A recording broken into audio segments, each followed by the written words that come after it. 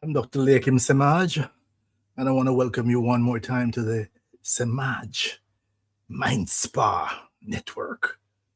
Where mind, spirit, and science meet. And want to make sure, want to thank our founding sponsors, the JN Group, Jamaica National. Love the tagline, we'll help you find a way. Also, above or beyond consultants, taking you above where you presently are or beyond your wildest imagination. Of course, we start by greeting our immediate family. Fit FM 96.7 FM, Trelawney. And then we move along the North Coast. Of course, we want to just backtrack and we start with St. Anne, then Trelawney, then St. James, and then move around Hanover, cover the entire west end of Jamaica. And then we go large, the World Wide Web, fitfmj.com. Hail up Wayne Hall Network, Atlanta, Caribbean Vibes Network, Cape Cod, Massachusetts, and any and all. I like to remind people that once you're on the internet, anything is possible.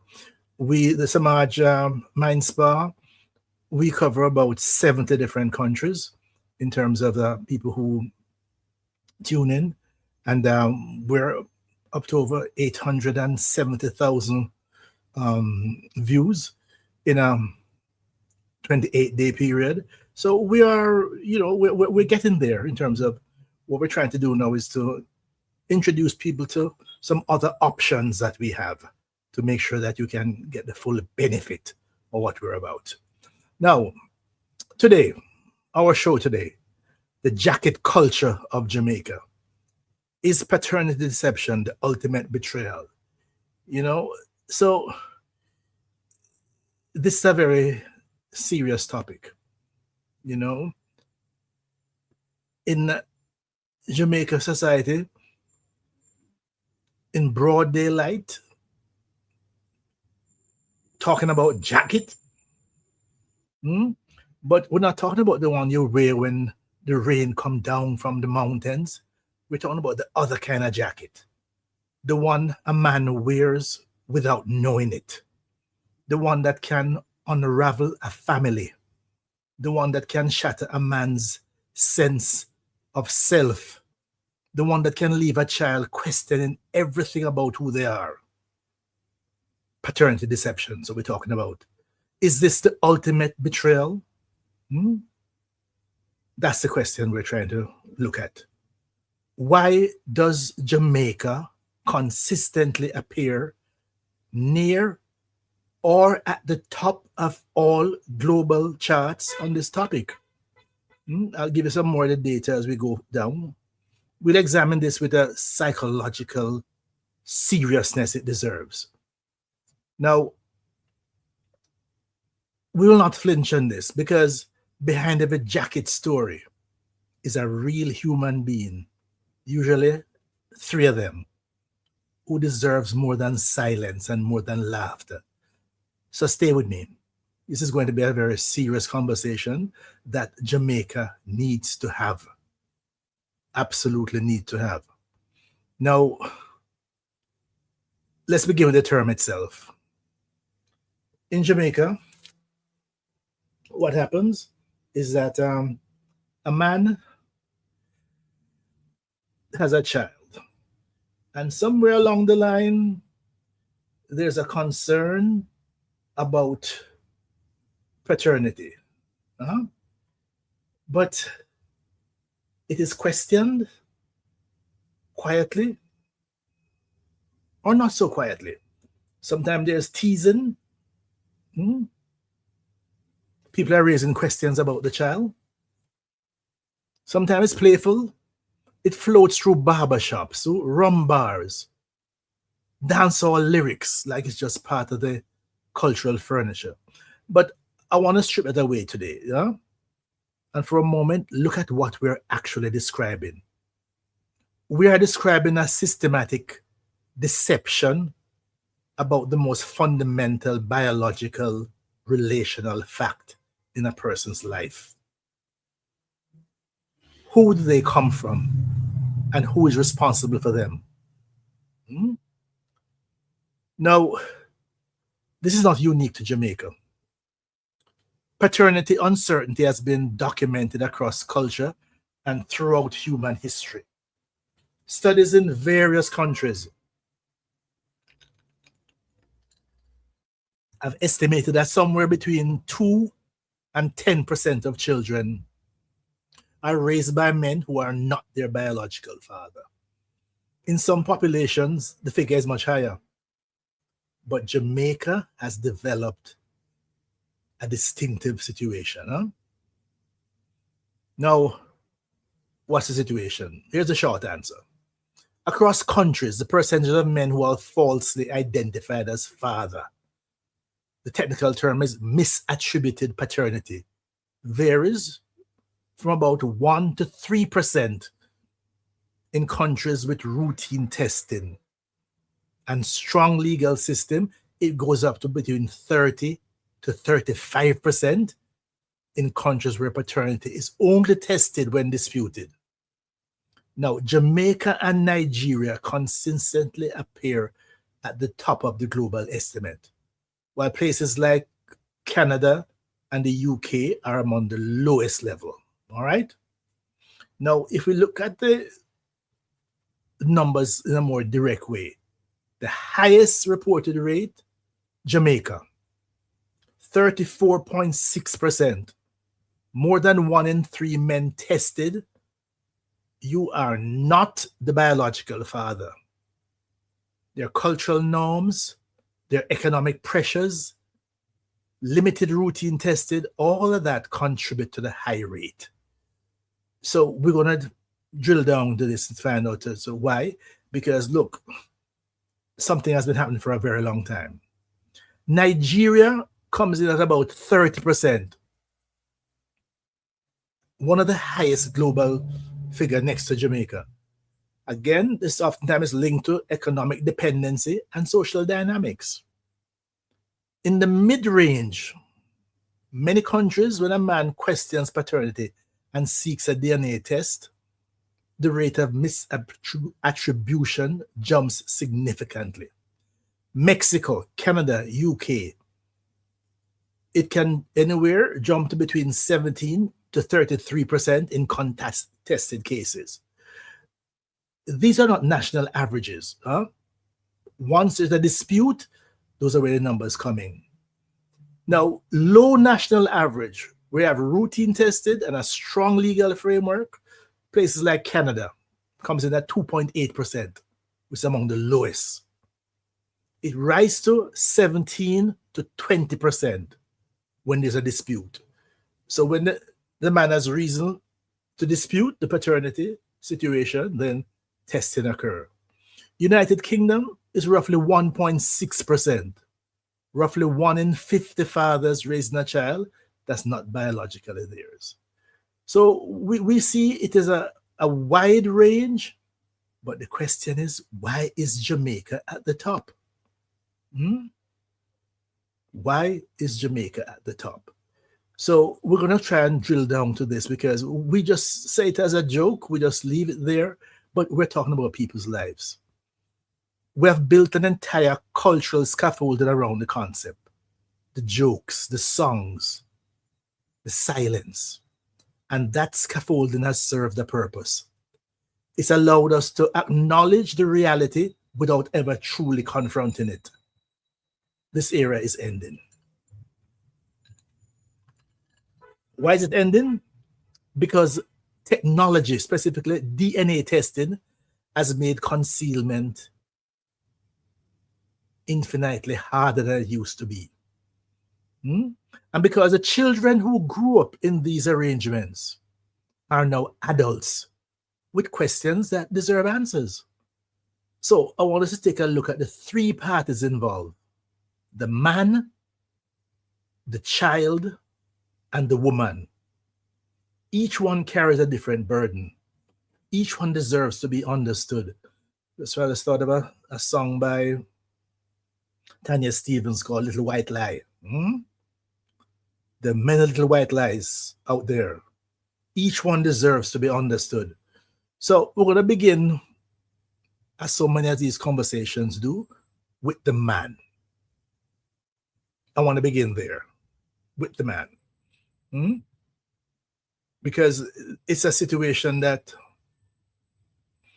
he carries a special part of the burden. Every culture, the word has all kind of realities.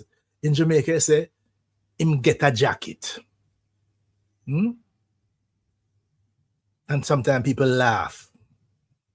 Oftentimes, I mean, there's a saying, that sometimes the mother knows. Sometimes she suspects but never confirms. Regardless, the reality is there. Paternity is not a simple thing that we just leave it to biology. It determines identity, responsibility, family structure, medical history, inheritance, emotional attachment. This is far bigger than gossip. Now, again, let's start with the men. Why does this hurt men so deeply? In my years of working as a psychologist, I've sat across from men who have experienced this. And I want to tell you, the language they use is not language of disappointment. It's language of trauma. Because here's what a man in a situation must absorb. He did not simply lose a relationship. He lost a version of reality. Every decision he made, financial, relational, emotional, sacrificial, was built on information that was false. Now, when the truth arrives, everything he thought he knew about his life has to be re-examined. The most common thing I hear is, and the question is not why. The first thing I hear, what else was a lie? What else was a lie? If you are with a person in this most intimate of situation to the point where you have a child and your assumption was that it's yours and only to find out otherwise, what else was a lie? They say a man can recover financially. Recovering emotionally from this particular wound is different and far longer journey. Clinically, we see a recognizable pattern. It starts with acute shock, then anger, sometimes explosive, sometimes cold, humiliation that can be crippling, because in our culture, being jacketed carries shame. We also see depression, a withdrawal of trust that extends far beyond this one relationship and sometimes into all future relationships with women. Hypervigilance, anxiety. Some men never fully recover. They carry that wound into every subsequent partnership and pass its toxin on to the next generation. And here's what makes the particular wound so deep. It combines two betrayals simultaneously. The sexual betrayal, the infidelity, and the deception betrayal, being lied to systematically over time. Research on trauma tells us that it is not the painful event alone that does the most damage. It's a discovery that someone who was supposed to protect your reality was the one dismantling it. Now, I want to make sure that, we get all kind of views and we just work through this thing. Persons who have been through this, you can, at the end, I'll leave a number at the end. You can leave by email. That's probably the safest thing to do, because you don't want your email. Semaj at semajmindspa.com. Semaj at semajmindspa.com. You can share your thoughts, share your experience, and we'll incorporate this into next week's show. I want to say something else. The love you gave that child was real. Whatever the biology says, the love was real. That's yours. Nobody can take that from you. All right? That's part of the reality. That love was real. So, again, I want to start from the perspective of the man. The man's pain sometimes is, we talk about it almost as a joke. They think it's just about biology. I say, no, the investment, imagine changing diapers, helping with homework, walking your daughter down the aisle, paying university tuition, protecting a child for 20 years, then discovering someone else is the biological father. Many men describe this as a most painful question. Who am I? Was any of this real? Can I ever trust someone again? All right. Now, the man goes through that. The man asks all those questions. Now, in the heated argument between adults in the accusation, the DNA tests, the court proceedings, the community gossip, the child sits in the middle of all of this. And the child has no vote, no agency, no choice in this. What does it do to the child to discover that the man they call daddy is not their biological father? That the family story that they have been telling themselves and telling the world is factually inaccurate. Let me be specific. Developmentally, children construct their identity in part through the stories they tell about where they come from.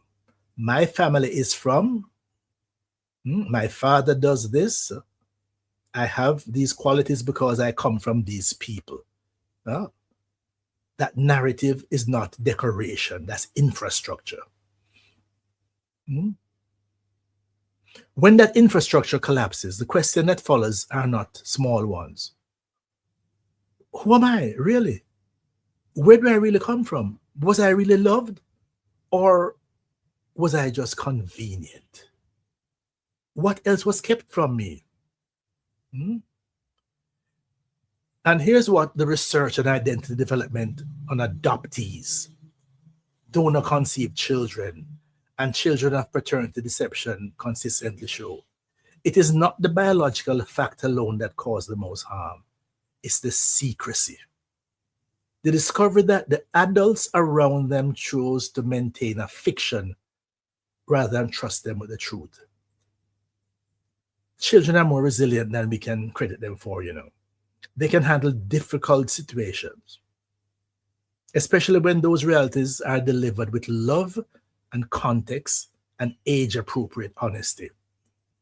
What they struggle to recover from is betrayal by the people they trusted most. I also want to address the medical dimension because it's underappreciated. A child's medical history includes their biological inheritance, the predispositions, the genetic risks, the condition their biological family carries. When that history is falsified, even unknowingly, a child moves through the health system without critical information that could one day save their life. This is not abstract. This is practical, medical reality that affects real Jamaican children right now. So we can't just pretend it's not real. Now, we come to the most uncomfortable part of the conversation. And I want to be very deliberate how we approach this part. Because there's a real temptation to use this segment to condemn. I am not interested in condemnation. I'm interested in understanding. Because if we do not understand why a woman would knowingly or even unknowingly misrepresent paternity, we cannot design meaningful responses to it. Anger is not a strategy. Understanding is. So let's ask the honest question. What are the conditions under which this happens? The first and the most common driver is financial security. The presumption that father may be considerably more stable than the biological father. In a society where women, particularly young mothers, frequently raise economic vulnerability against other life forces. This is not a trivial consideration. It's a survival one, a desperate one, but a calculation nonetheless. The second driver is relation to preservation. Admitting certain things about paternity, particularly in a culture that polices female sexuality as aggressively as ours does, can mean the end of a valid relationship. The shame calculus for women in this situation is enormous. And shame, as we know from psychology, derives all kinds of negative forces, so it has to be concealed. Third, protection. There are situations where the biological father is genuinely dangerous, absent, abusive, irresponsible to a degree that the woman judges him unfit to be present in the child's life. So she makes a unilateral decision. And she may believe she's doing the right thing. You know, she was attracted to the man for whatever reasons, but now she has doubts about that man being a good father. So she makes other plans.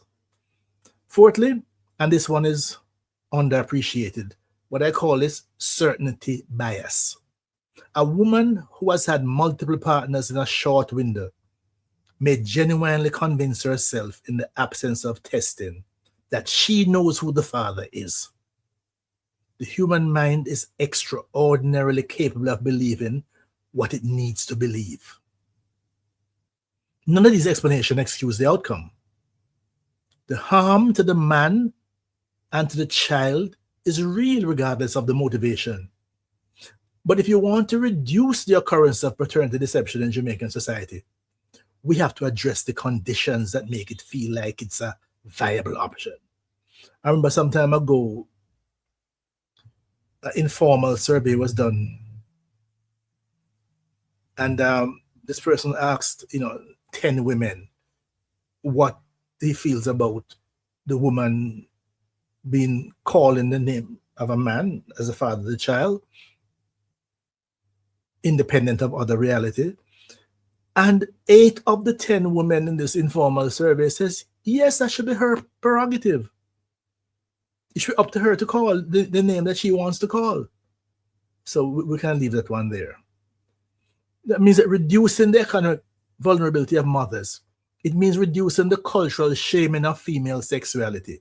It means creating social support structure that do not force women into corners where deception feel like the only door.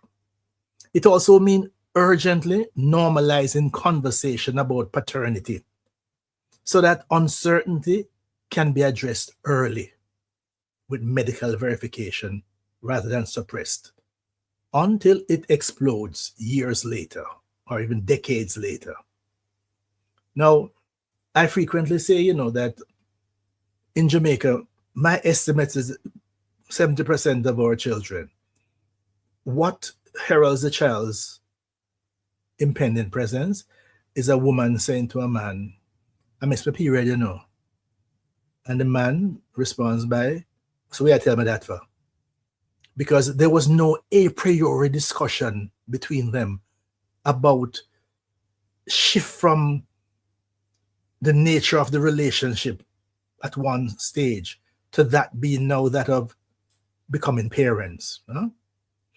We cannot talk about paternal deception in Jamaica in 2026 without talking about DNA testing, because the technology has fundamentally changed the landscape.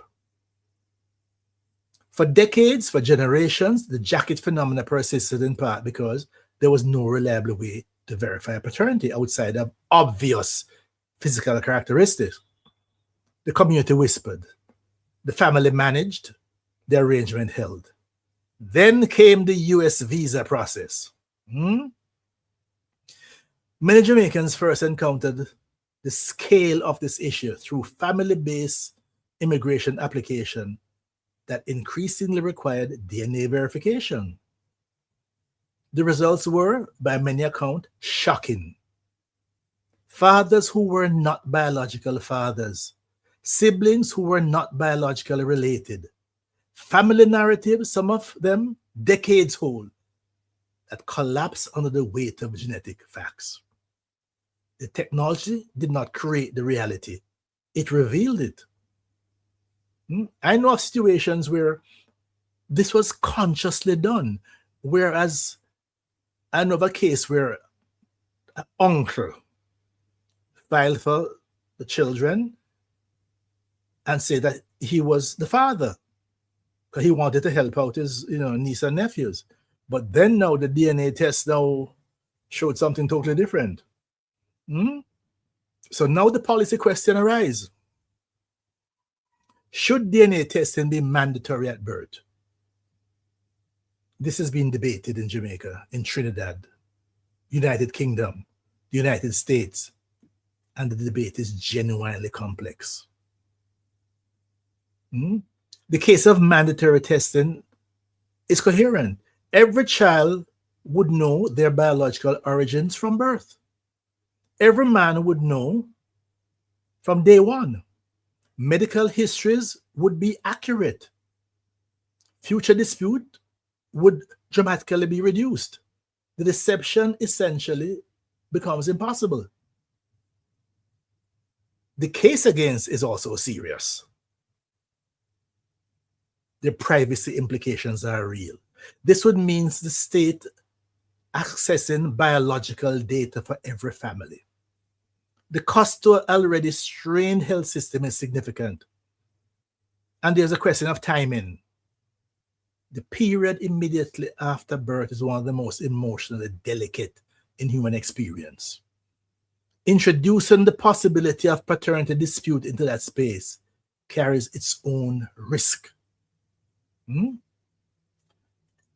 As a psychologist,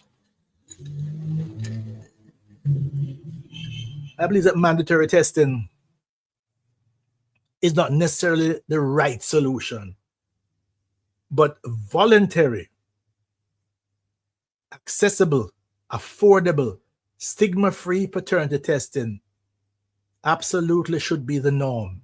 Any man who has a reasonable question should be able to get an answer without it becoming a public spectacle or a legal battle.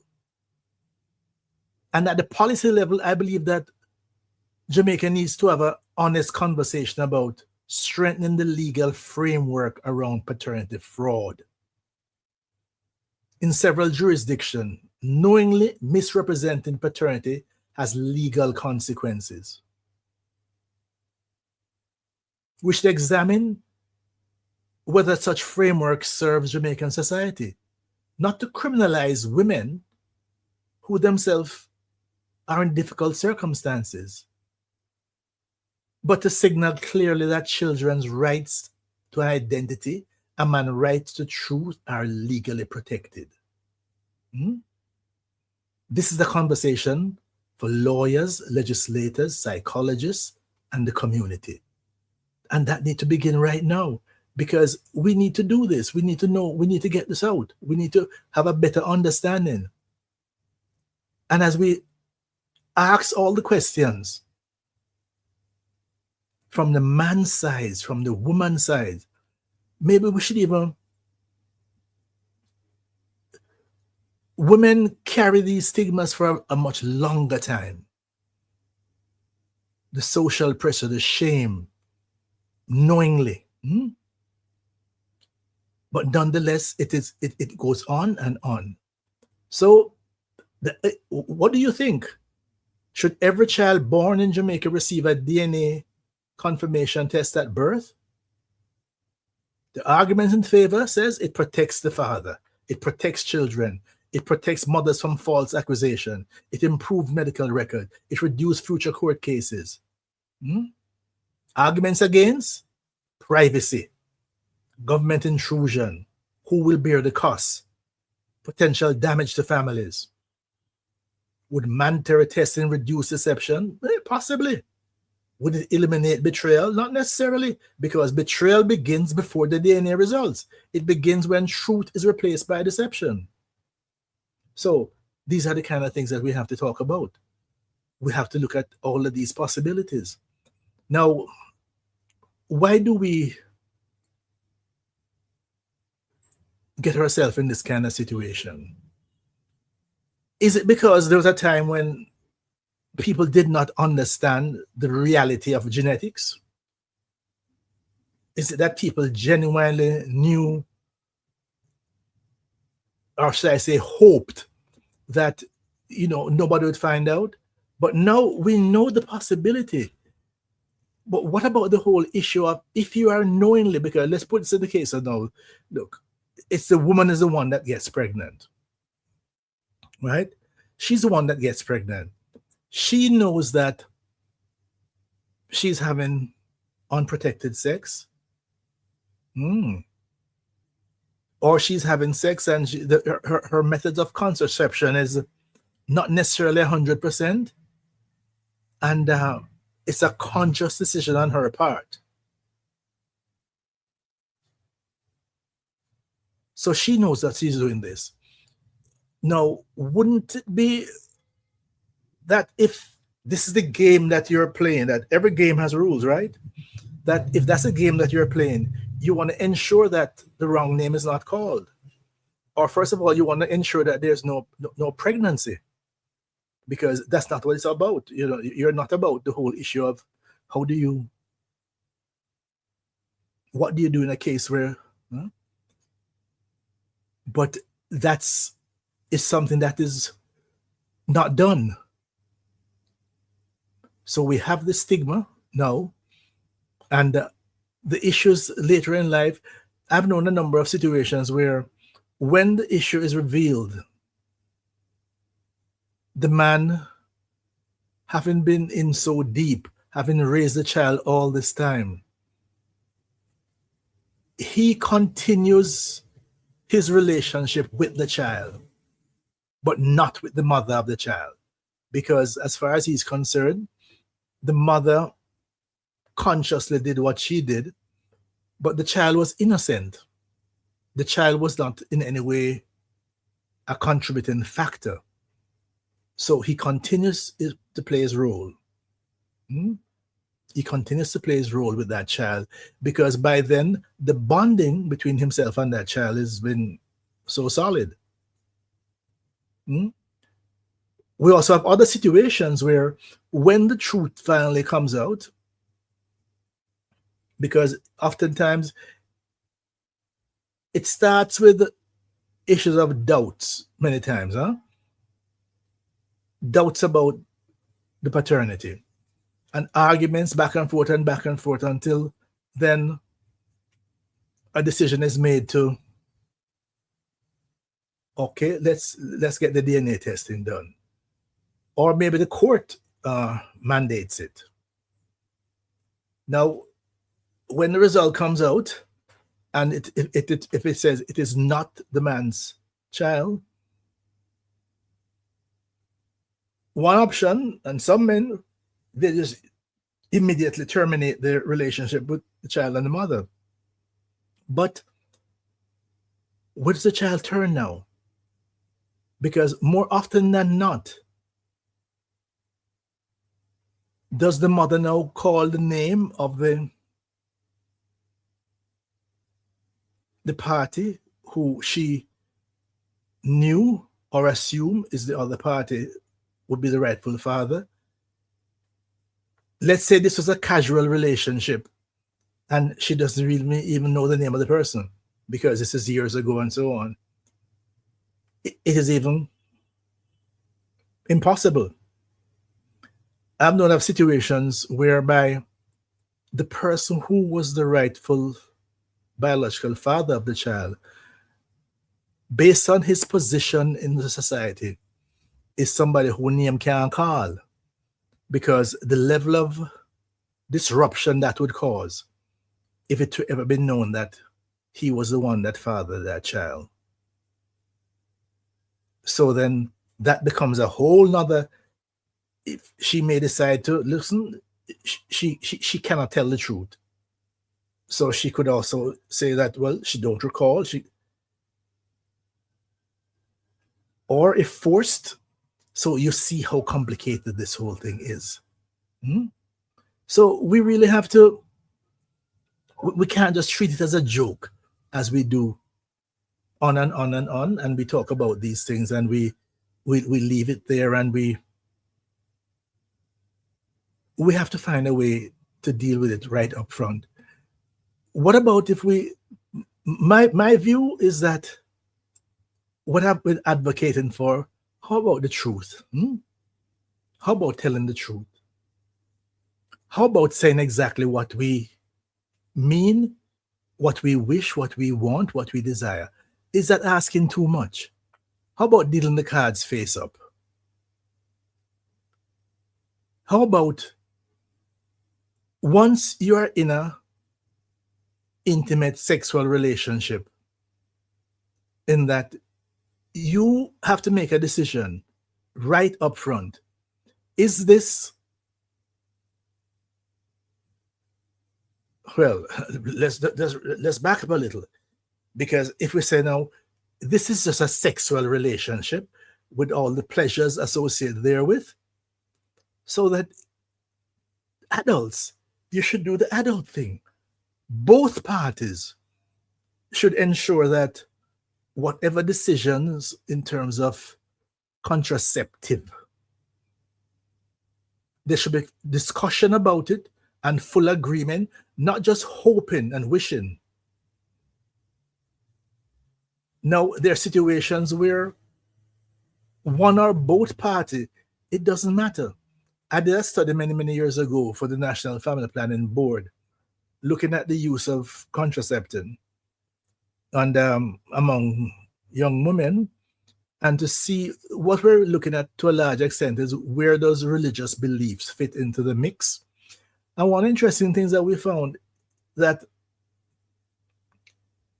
whether it was a religious person or not, heavily religious or very not really seriously in terms of religious conviction, in that the bigger factor that predicted the use of contraception on the young woman's part was if she had something to protect, to defend. That women who were in a skills training program, educational program, had solid reasons to, prevent herself from getting pregnant, because that would now disrupt her dreams, her goals, her wishes. There was a greater chance that she actively and reliably used contraceptive. Whereas the woman who was not in any such program, for her, the whole issue of a pregnancy would just be, well, it's the will of the Lord, so be it. And if she got pregnant, sometimes she's hoping that she would, because we have heard of situations where the pregnancy is seen as a way of, quote unquote, holding the man. So once you're pregnant, then that will solidify the relationship. But many times it doesn't work that way at all. Because or if at the case whereby you are having such relationships with more than one person, then the question is to be sure or not sure as to who the father really is. So what I'm proposing is that we need to, as a society, as a culture, evolve our conversations to a higher level. That when you have made a decision, decisions are made either by default or by design or just circumstances to engage with a person sexually, the issue of the possibility of pregnancy should be neutralized or ruled out. Or if there's a reason why, look, you're actively trying to get pregnant, because there are situations, where one person is wishing that this be the case, where the other person isn't. But again, we're talking about raising our conversations to the level where we are both in the relationship for the same thing at the same time. Is that asking too much? That this is just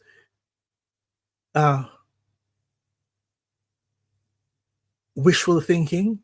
So let's say, for example, now on the part of the woman, the man has said all these wonderful things.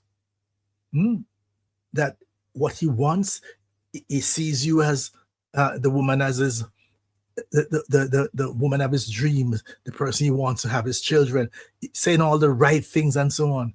But all of that it is just to get her, huh? Now the question then is, should we though having conversations about solidifying our relationships? Now, it is said that we have this 3-tier systems in Jamaica, where many times the firstborn child is born in a visiting union. People who just dating, just a talk, and then somebody gets pregnant. And then the next child is born in a common law union, where persons just decide that might as well just live together. And but in terms of the decisions about how you conduct your life, it was never a priori where you thought about it before and you planned it out and so on. You planned your family. And then now, as you get older, a lot of people then now the issue of a legal marriage, whereby now persons now decide, oftentimes when children are grown and so on, that pressures from family, pressures from the church and so on and things. We need to raise these things to a higher level, whereby we can make decisions rather than our bodies making decisions for us. Because what happens once you hear there's a child on the way, it means that there two persons now are impacted. And oftentimes, if there was deception, if there's any kind of on one side or the other, then it has other kinds of complications. The other side of this phenomenon, that I've thought about is the men who have multiple families. Let's put it that way.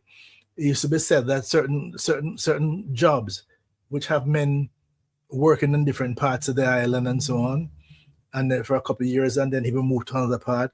Some of these men have actually even developed families, whole families in those communities.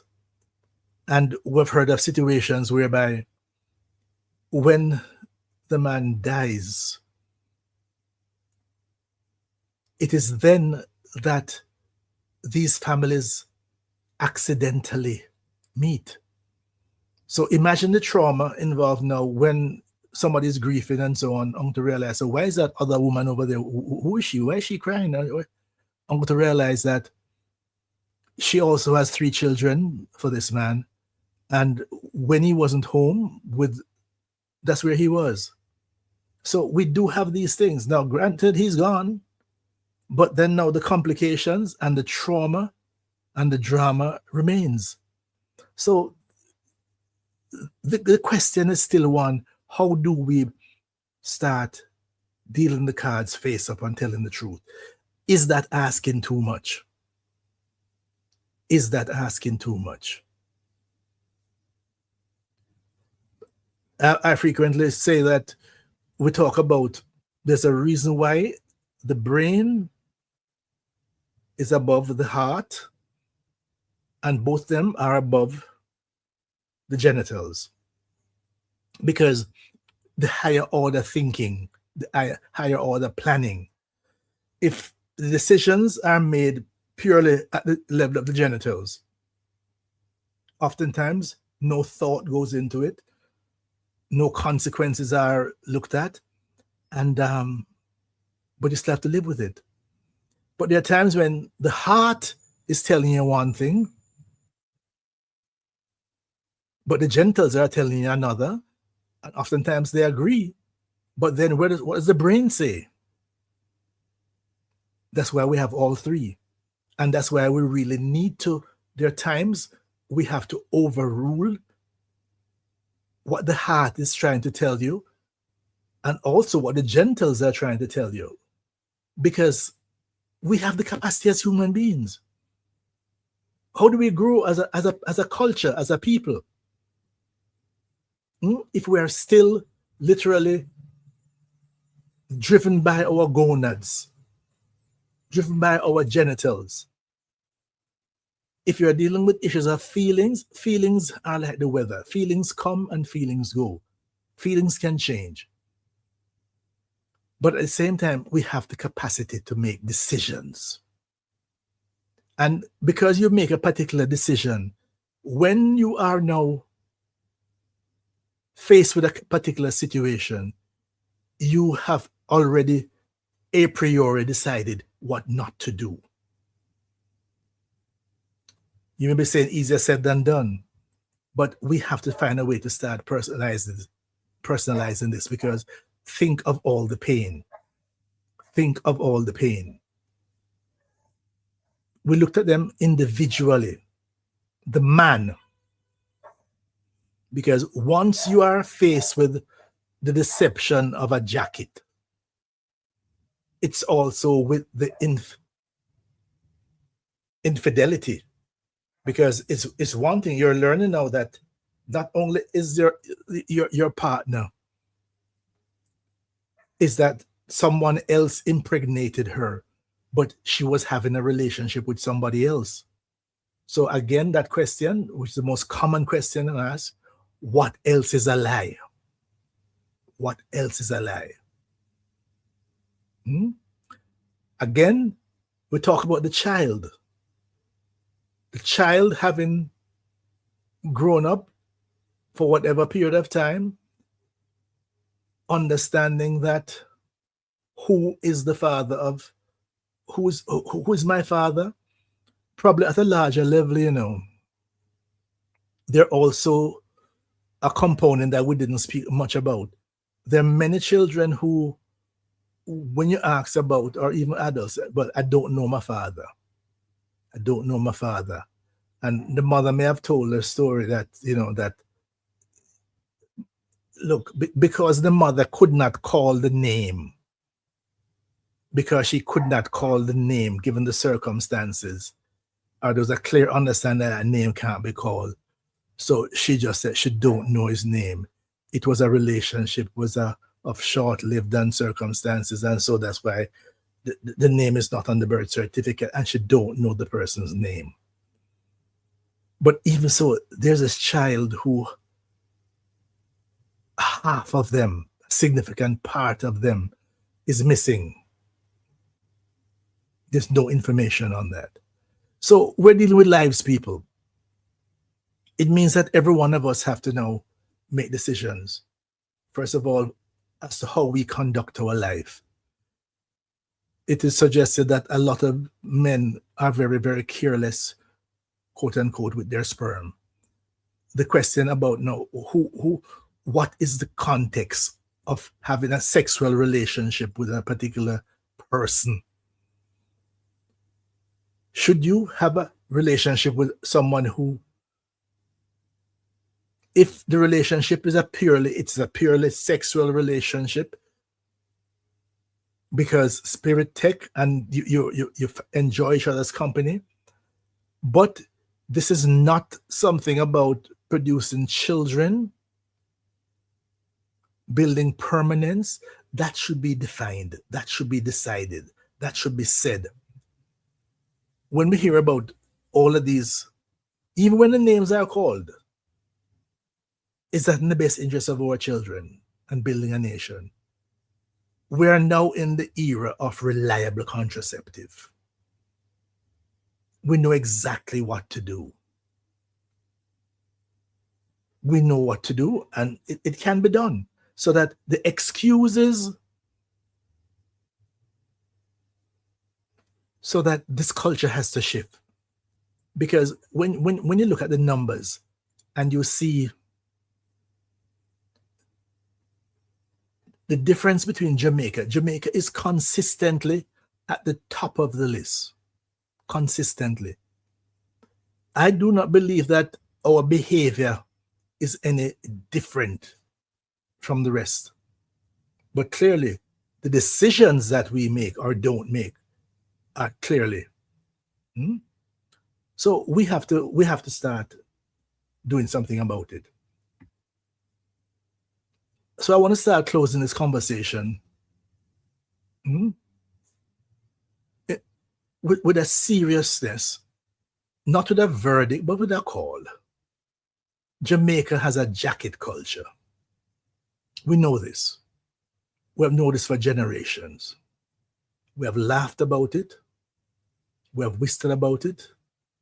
We have made it the subject of songs. And we sing them without even thinking what we're actually singing about. Perhaps it's time to start looking at this much more seriously. Perhaps the conversation is larger than paternity. The conversation is about honesty. It's about responsibility. It's about integrity. It's about healthy societies that are built upon trust. Healthy marriages, long-term commitment into which you bring children requires trust. Healthy parenting requires trust. Children deserve to know the truth. Women deserve dignity. Men deserve certainty. These aren't competing rights. These are complementary rights.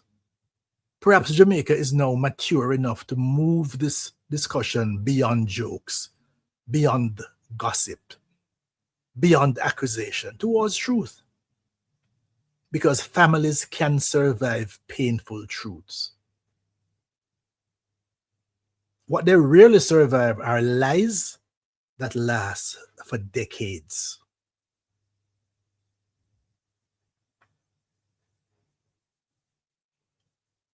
Probably it's time we stop laughing long enough to look at what the laughter has been covering. Because beneath is a man who invested his love, his money, his years, his identity in a child that biologically was not his. And who now has to decide what to do with all that love and with all that loss. Beneath this is a child who is trying to understand who they are, where they come from, and why the adults around them chose silence over truth. And beneath it is a woman who, in most cases, was navigating fear or desperation or shame or a genuine desire to protect. And she made a choice that will reverberate through her family for decades. Every family in this situation deserves truth delivered with dignity. This is not asking too much of ourselves and our society. So, what's the call to action? For men, do not let shame be the thing that stops you from seeking answers. And if you have received an answer that has wounded you, seek support. Talk to a psychologist, a counselor, a trusted member of your community. you do not have to carry this wound alone. For women, I understand the pressure that create these situations. I do not judge from a distance, but I ask you gently and directly to consider the cost of sustained deception, not just to the man, to your child, and to yourself. And for Jamaica, it is time we designed a society where paternity certainty is accessible and normalized, where women are not so economically desperate that deception feels like survival, and where the rights of children to know who they are treated as non-negotiable. Families can survive difficult truths. Too many have already been destroyed by lies that were allowed to live too long. This has been the Semaj MindSpa Radio.